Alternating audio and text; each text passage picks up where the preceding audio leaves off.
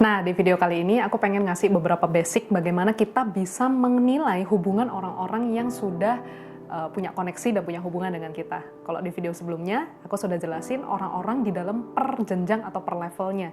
Nah, cara kita mengenali dan melihat, mempelajari orang-orang yang mana berada di hubungan yang seperti apa. Kita perlu tahu cara membangun hubungannya seperti apa.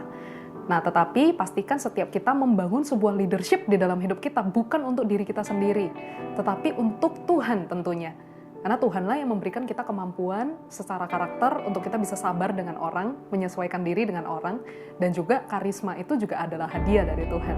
Jadi ketika kita membangun kepemimpinan, pastikan kita membangun oleh karena sebuah tujuan yang tepat, tujuan yang benar, dan sesuai dengan kehendak Tuhan.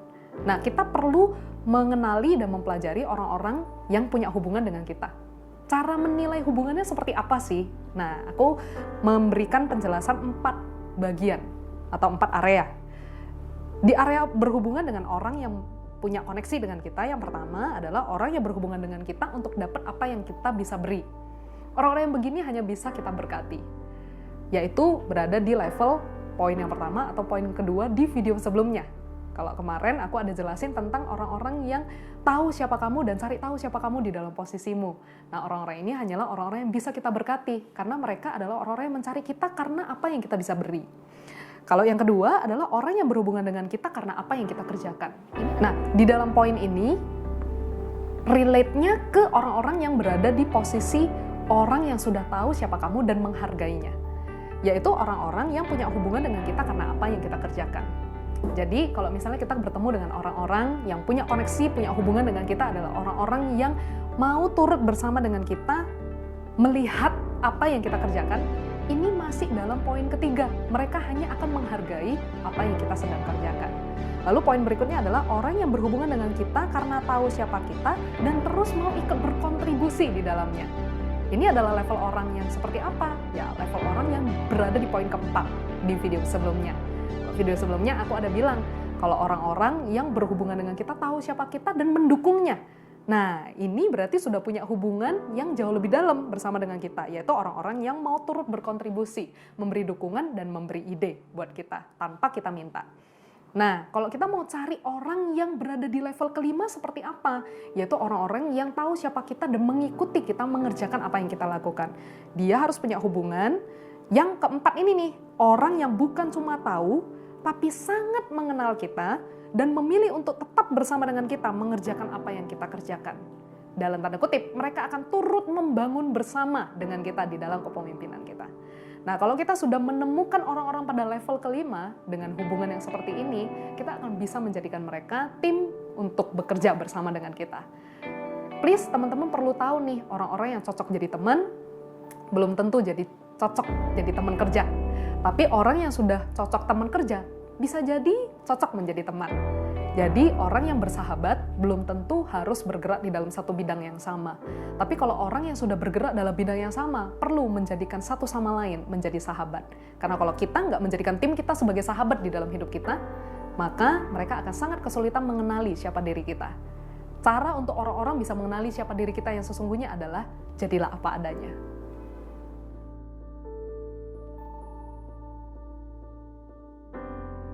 Nah, di video yang terakhir ini, seperti yang aku sudah janjikan, aku pengen share tentang apa yang pernah terjadi di dalam hidupku dan apa yang aku alami sehingga aku akhirnya mengambil keputusan untuk bergerak di dalam bidang leadership. Nah, teman-teman perlu tahu dulu, di dalam pendelegasian di video sebelumnya, aku pengen tambahin sedikit nih. Ada 3 hal yang kita perlu perhatikan. Yang pertama adalah kita perlu terus menjadi orang yang mudah memotivasi orang lain. Yang kedua adalah kita perlu menjadi orang yang spesifik, yaitu spesifikasi. Kita punya kekuatan sendiri yang kita terus asah di dalam diri. Nah, yang ketiga adalah terus berinovasi, yaitu terus belajar mengubah diri dari waktu ke waktu. Aku juga pernah mengalami situasi-situasi di dalam hidupku yang awalnya aku merasa aku tidak bisa lagi menjalani kepemimpinan yang pernah ada. Tapi ternyata dari waktu ke waktu aku melihat bagaimana Tuhan menuntun dan memimpin. Nah, ketika saya pertama kali melihat bagaimana Tuhan Yesus memimpin 12 muridnya, saya menjadi semakin teguh dan kuat dan percaya bahwa leadership yang benar dan tepat kita perlu pelajari dari Tuhan Yesus. Lead like Jesus. membuat kita menjadi semakin sadar sebenarnya kepemimpinan kita ini dibangun menjadi apa, seperti apa, dan kemana. Nah, kita sama-sama bisa lihat yuk, Tuhan Yesus dengan 12 muridnya. Bagaimana sih caranya Yesus memimpin 12 muridnya? Kita bisa sama-sama buka di Matius pasal 16, ayat ke-5. Saya akan membahas dan menjelaskan dari 2 perikop yang ada. Teman-teman bisa lihat di ayat yang ke-5.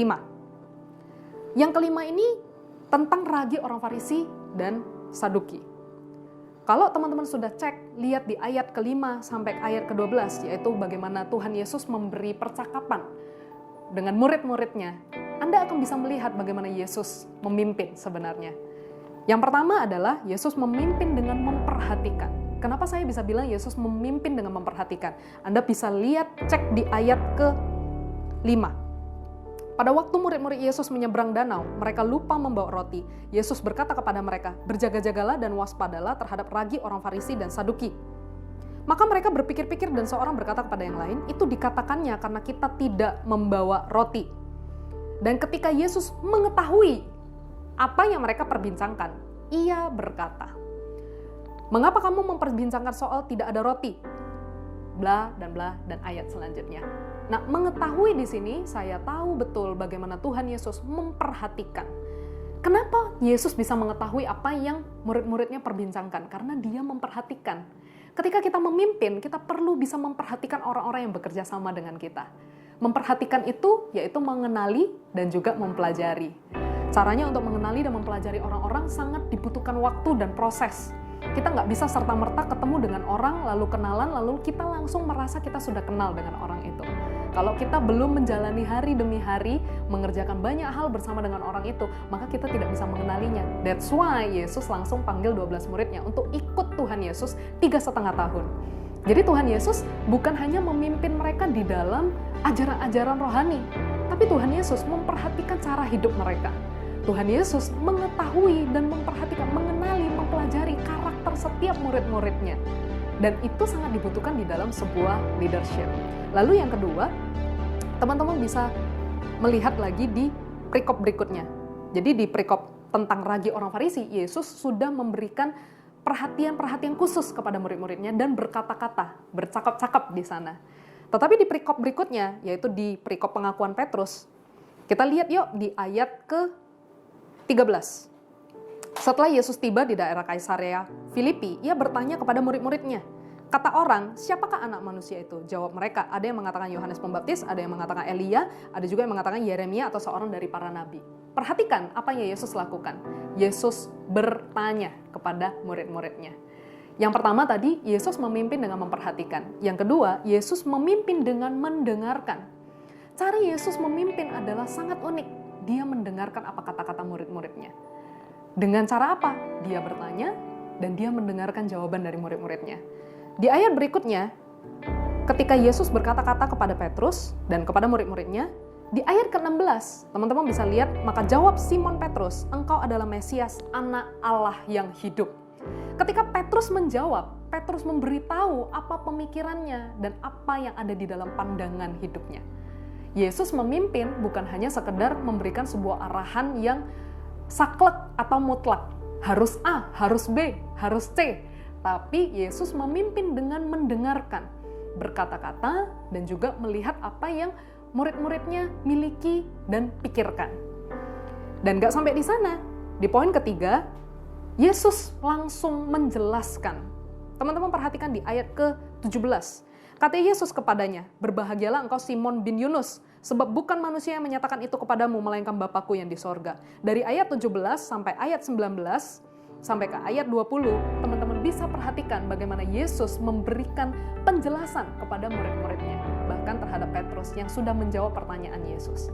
Dan 3,5 tahun ketika Tuhan Yesus memimpin 12 muridnya, inilah yang Tuhan Yesus lakukan. Yang pertama adalah dari dia memperhatikan, yang kedua, dia mendengarkan, yang ketiga, dia menjadi Allah yang menjelaskan atau pemimpin yang menjelaskan. Teman-teman, kalau mau tahu kenapa saya akhirnya bergerak di dalam leadership, satu-satunya yang menjadi panutan dan role model yang saya bisa pelajari adalah tentang Tuhan Yesus. Tahu nggak, Tuhan Yesus itu bukan hanya Tuhan di dalam sebuah keyakinan, Tapi justru Tuhan Yesus adalah pemimpin dan role model, panutan dan teladan. Tahu nggak, dia lahir sebagai seorang tukang kayu. Dia tidak lahir di dalam posisi yang tinggi, tetapi pengaruhnya sangat besar dan luas. That's why di dalam hidupku secara pribadi, awalnya waktu aku kenal Tuhan, aku belum bergerak secara leadership. Tapi ketika aku sudah mengenal Tuhan, semakin hari, semakin dalam, dan aku semakin melihat bagaimana Tuhan Yesus memimpin orang-orang menuju kepada apa yang benar. Jadi sebuah leadership yang tepat adalah ketika kita membangunnya untuk menjadikan orang-orang hidup lebih baik. Satu-satunya Tuhan yang mati bagi orang-orang yang Dia ciptakan. Satu-satunya Allah yang mati bagi umatnya. Dan satu-satunya pemimpin yang mati bagi orang-orang yang dipimpinnya. Satu-satunya Bapa yang bahkan bukan cuma secara jasmani, karena Tuhan Yesus tidak menikah secara jasmani. Tetapi secara rohani, Dia memberikan darahnya, bahkan Dia berkorban bagi orang-orang yang percaya dengannya. Oleh karena itu, Tuhan Yesus sudah memberikan contoh lebih dulu. Dia berkorban dan Dia memberikan nyawanya bagi orang-orang yang Dia pimpin. Sebagai seorang leader yang kuat dan sehat di dalam kepemimpinannya, adalah seorang leader yang bisa memberikan bahkan pengorbanan yang tertinggi yang pernah dia miliki. Nah, teman-teman, ini yang terakhir, saya pengen Tuhan Yesus memberikan Anda pemahaman-pemahaman yang jelas dan tepat. Ketika Anda menjadi seorang pemimpin, pemimpin itu bukan untuk menjadi tontonan atau superstar. Bukan menjadi bintang satu-satunya yang dilihat orang. Tapi ketika kita menjadi pemimpin, justru Kristus yang harus terlihat di dalam hidup kita. Kalau Tuhan Yesus yang adalah seorang tukang kayu, bisa menabur apa yang benar di dalam hidup banyak orang, dan orang-orang hidupnya menjadi lebih baik without opposition. That's why kita pun bisa melakukannya. Sebab leadership is about impact, bukan tentang position. So, teman-teman yang mau mulai bergerak di dalam kepemimpinan dan terus mau bertumbuh menjadi seorang pemimpin yang terus menabur apa yang benar, saya rindu untuk bisa mendoakan teman-teman. Bisa langsung angkat tangannya aja di mana Anda ada. Kita berdoa. Tuhan Yesus, hamba berdoa untuk menyerahkan setiap orang muda, anak-anak, atau bahkan orang-orang yang sudah profesional muda, orang-orang yang sudah mulai bergerak di dalam kepemimpinan, yang sedang nonton video ini. Mereka memberikan hatinya dan hidupnya sungguh-sungguh untuk mengasihi Tuhan, melihat bagaimana Tuhan Yesus memimpin, dan dari sana mereka menjadi pemimpin-pemimpin. Baik pemimpin di tempat kerja, pemimpin di tempat pelayanan, maupun pemimpin di area status rohani yang mereka kerjakan. Tuhan, hamba-Mu berdoa, Tuhan berikan mereka kekuatan menjadi pemimpin-pemimpin yang memperhatikan, menjadi pemimpin yang mendengarkan, dan juga menjadi pemimpin yang menjelaskan. Sehingga semua tim, semua orang-orang yang pernah mengenal mereka adalah orang-orang yang bekerja sama dengan komunikasi yang tepat dan sehat. Tuhan terus berikan mereka kekuatan. Jangan sampai mereka pudar, jangan mereka merasa ragu, karena aku percaya setiap orang yang nonton video ini adalah orang-orang yang tepat dan bukan kebetulan. Tuhan memanggil Anda untuk menjadi seorang pemimpin hebat. Dan Tuhan berkati, Tuhan urapi, Tuhan mampukan, dan Tuhan sanggupkan. Di dalam nama Tuhan Yesus, terima urapan Tuhan. Di dalam nama Yesus kami berdoa. Haleluya. Amin. Amin. Saya percaya lewat video ini teman-teman akan semakin kuat dan teguh, apalagi kalau Anda yang sudah pernah menjadi pemimpin tapi akhirnya lepas dan lost contact bahkan dengan mentor rohanimu, atau kembali menjadi orang biasa dan tidak lagi menjadi seorang pemimpin. Saya percaya Tuhan kalau sudah panggil Anda menjadi seorang pemimpin, maka selamanya Anda diakui sebagai seorang pemimpin di hadapan Tuhan. That's why teruslah bertumbuh, teruslah berjuang, jangan sampai berhenti. Kalau sudah berhenti, it's okay, come back to leadership. Dan mari kita terus bertumbuh bersama-sama. God bless you.